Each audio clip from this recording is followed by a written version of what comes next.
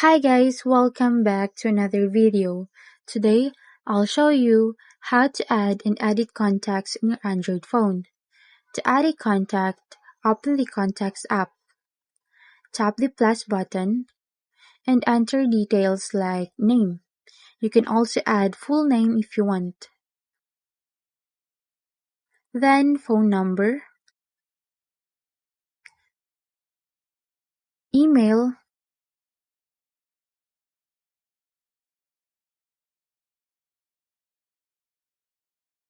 and group like friends, family, colleagues, or you can add a new group if you want. Once done, tap save. To edit a contact, open the Contacts app and tap on the person's name.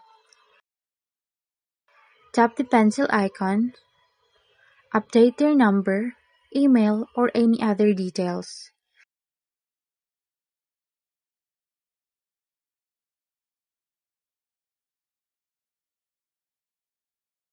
Once done, tap save.